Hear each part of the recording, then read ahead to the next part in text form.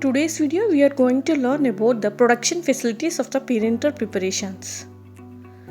The manufacturers of the parental preparation require special precautions and facilities in order to maintain sterility and freedom from particulate matter.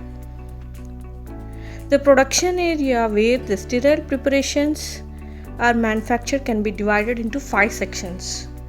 What are those means? Cleanup area, preparation area, aseptic area, quarantine area, finishing and packaging area. So we'll see one by one clearly.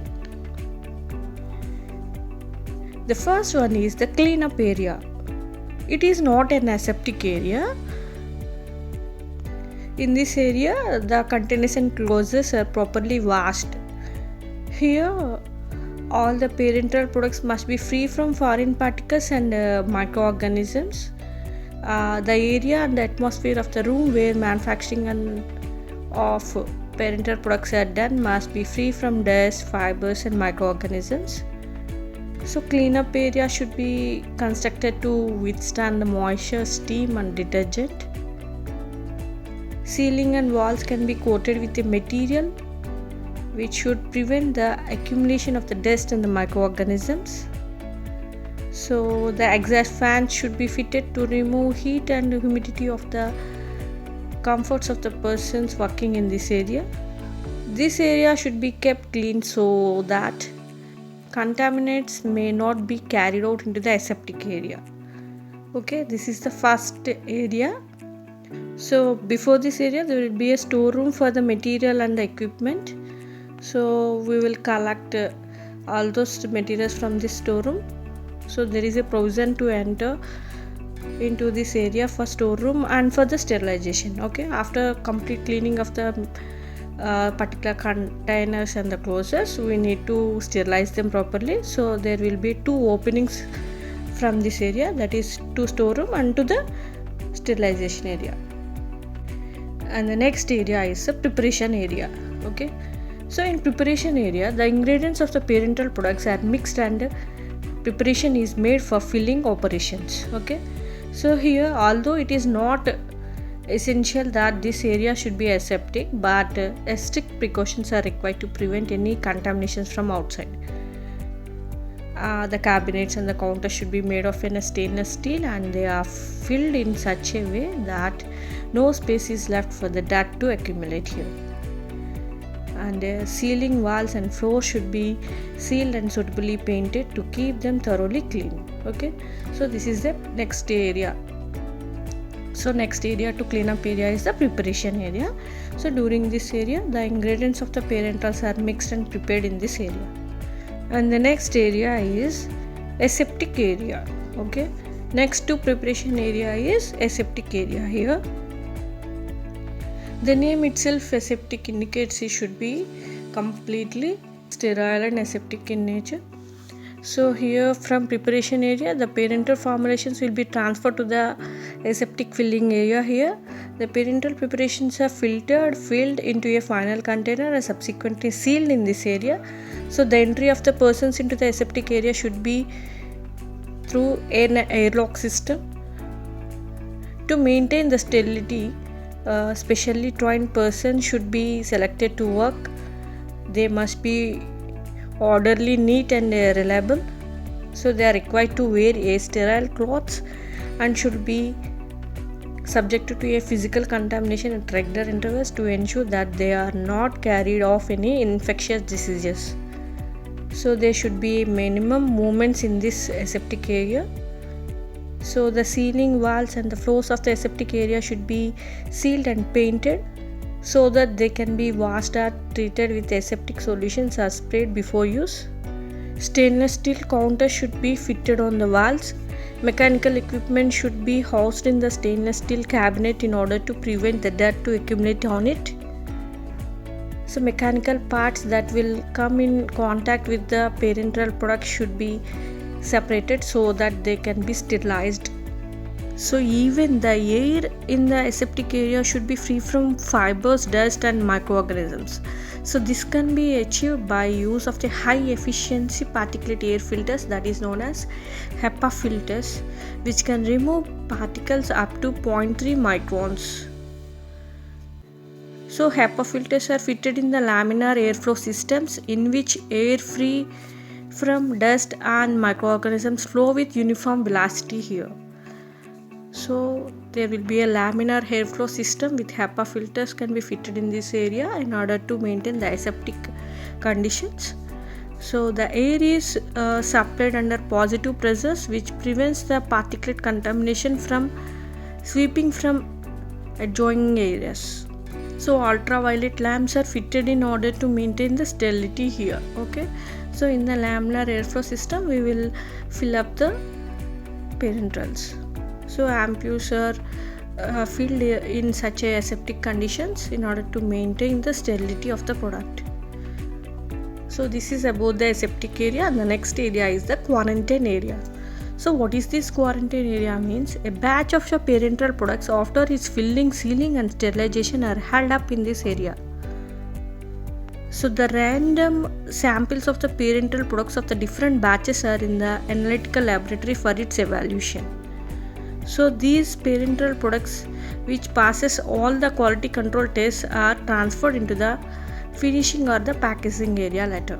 Okay, so after complete filling, sealing, sterilization of the product, we will place these products in this area. So this is a temporary storage area like that. So quarantine area, it's like a temporary storage area for the parenteral products. So after completely filling, sealing and sterilization of the product, we need to temporarily store these products in a particular area that is called as quarantine area. So from this area we will pick up the samples for the evaluation of the parentrals here. So after passing all the evaluation tests, we will send these products to the finishing and packaging area. So next area is the finishing and the packaging area. The parenteral products are properly labeled and packed here. So proper packaging is essential to provide the protection against the physical damage from transportation, handling and storage. So the label container should be packed in a cardboard or a plastic containers. So the ampoules should be packed in a partition boxes. So the packed parenteral products are temporarily stored till it is finally disposed of. Okay, this is about the finishing and the packaging section. So all these are all the various production facilities for the parenteral products. Okay, so in industry there will be a separate room for all these sections. That is, there is a special room for the cleanup area, special room for preparation area. There will be a highly special equipment is needed for the aseptic area, that is a laminar airflows along with the HEPA filters. Okay, so there will be a special room for quarantine and the finishing packing areas also. So okay, so this is all regarding the production facilities of the parenteral products. So preparation of the intravenous fluids. So the large volume of the parenteral solutions intended to administered by intravenous route are commonly called intravenous fluids. So the intravenous fluids are administered to supply body fluids, electrolytes or provide nutrition to the body. So intravenous fluids are available in packs of 100 ml to 1000 ml. All precautions must be observed during the preparation of the intravenous fluids so that they are free from foreign particles and microorganisms. They should be isotonic with body fluids. Since large volume of the intravenous fluids are administered at a time, no bacteriostatic agents should be included in the formulation of the intravenous fluids. Be free from pyrazines, as large volume of these fluids may cause a serious thermal reactions in the patient. So these are some commonly used intravenous fluids. What are those means? Dextrose injection IP, sodium chloride and dextrose injection IP, sodium chloride injection IP, sodium lactate injection IP, mannitol injection, mannitol and sodium chloride injection, Ringer's injection IP, Ringer lactate solution for injection IP. So these are some commonly used intravenous fluids.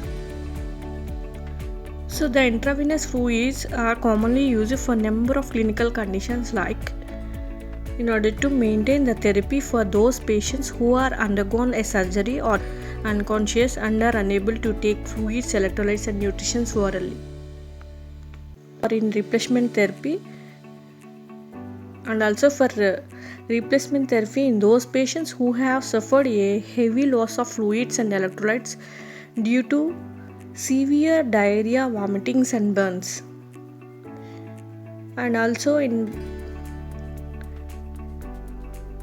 also for means of providing a basic nutrition, and also for providing a total parenteral nutrition, that is TPN, as a vehicle for other drug substances. Okay, so this is about the intravenous fluids. So preparation of the intravenous admixtures. So when one or more stable products are added to an intravenous fluids for administration, the resultant combination is known as intravenous admixture. Okay, so the intravenous admixtures are generally prepared extemporaneously by nurses by mixing drugs to the transfusion bottles. So the drugs are incorporated into a bottle of a large volume transfusion bottle by injecting it through a rubber closer. So this practice is very dangerous and may leads to a microbial contamination, sometimes incompatibility. There are few methods for safe and effective use of the intravenous admixtures. What are those means? So there should be a proper training should be given to the nurses and the pharmacists for preparation of the admixtures, and the nurses should be instructed that they should attach a label bearing a date and the time of addition of the drug. The quantity of the drug mixed should be given in the label. And the pharmacy department of the hospital should provide a latest information regarding drug stability and compatibility to the paramedical staff. And the pharmacist should always try to avoid the addition of the medicaments to transfusion bottles by using some other suitable formulations.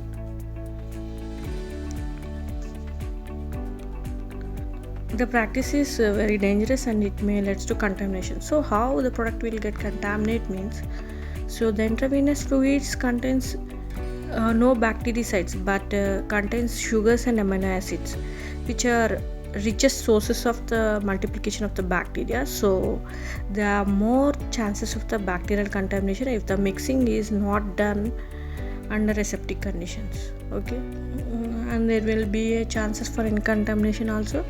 So the physical, chemical and therapeutic incompatibilities may occur due to interaction between the additives and the intravenous fluids.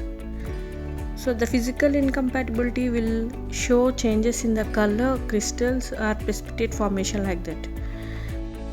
So chemical incompatibility results from the hydrolysis, oxidation, reduction or complexation and can be detected only with a suitable analytic method. So the therapeutic incompatibility results in the undesirable antagonistic or synergistic pharmacological activity. So for example, penicillins or cortisone antagonizes the effects of the heparin. So there will be a chance of incompatibility along with the microbial contamination may be seen highly with this admixing. So these are all the various production facilities of the parenteral preparations. So thank you for watching this video. Please subscribe to our channel for more videos.